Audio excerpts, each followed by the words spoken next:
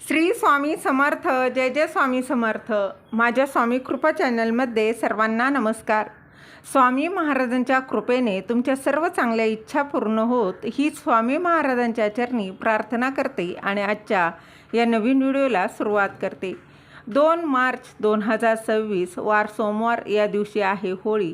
तर मैत्रिणींनो, तुमच्या मुलांवरून होळीच्या दिवशी एक वस्तू तुम्हाला ओवाळून टाकायची आहे. मुलगा असो मुलगी असो, त्यांच्यावरून ही एक वस्तू तुम्हाला या दिवशी ओवाळून टाकायची आहे, जेणेकरून सर्व संकट दूर होऊन त्यांची प्रगती होईल.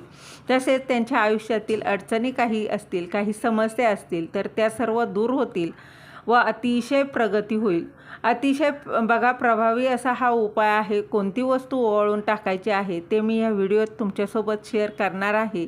त्याआधी तुम्ही माझ्या चॅनलवर नवीन असाल तर चॅनलला शेअर, लाईक व सबस्क्राईब नक्की करा.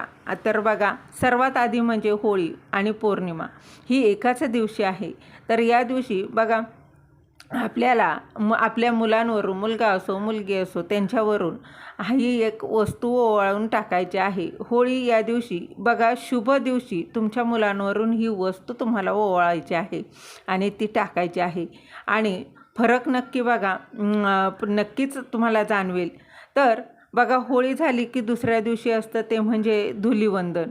तर मैत्रिणींनो, होळी हा सण मराठी महिन्यातील वर्षातील सर्वात शेवटचा सण असतो व तो अतिशय मोठा व पवित्र असा सण मानला जातो. त्यामुळे जेव्हा होळी पेटवली जाते तेव्हा हा बघा उपाय तुम्हाला करायचा आहे. तुम्ही सकाळी, दुपारी, संध्याकाळी अगदी कधीही हा उपाय तुम्ही करू शकता. ही वस्तू आणून ठेवायची आहे व ती वस्तू तुम्हाला मुलांवरून तुम्हाला ओवाळायची आहे.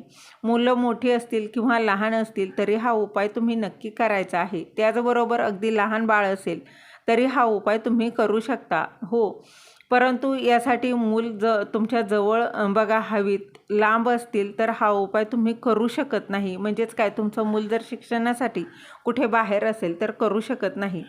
तर बघा रात्री होळी पेटण्याआधी तुम्हाला ही वस्तू ओवाळायची आहे. तर ती वस्तू जी आहे आणि ती म्हणजे काळे तीळ.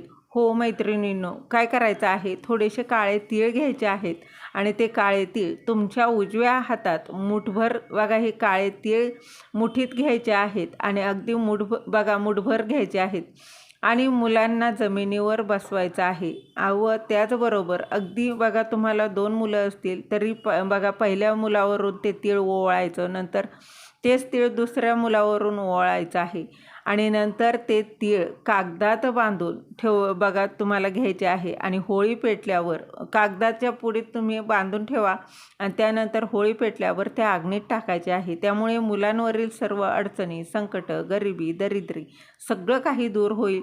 त्याचबरोबर त्यांची प्रगती होईल, त्यांचं रक्षण देखील होईल. परंतु हा उपाय अगदी श्रद्धेने करायचा आहे. हा दिवस वर्षातून फक्त एकदाच येत असतो. तसेच हा उपाय आईने किंवा वडिलांनी केला तरीही चालणार आहे. फक्त उपाय नक्की करा, त्याचा लाभ नक्की होईल. तर बघा, तुम्हाला आईला जर काही प्रॉब्लेम असतील, काही अडचण असेल तर वडिलांनी करा.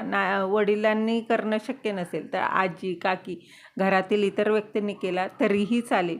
अत्यंत प्रभावी असा उपाय आहे. तुमच्या मुलांची प्रगती होईल. त्यांचे बघा काही समस्या असतील, अडचणी, दोष, नजरबाधासारखे दोष असतात, कटकटी करत असतात, चिडचिड करत असतात, तर ती नक्कीच दूर होतील आणि तुमच्या मुलांची प्रगती होईल. झालेली सेवा महाराजांच्या चरणी रुजू करते. श्री स्वामी समर्थ. धन्यवाद.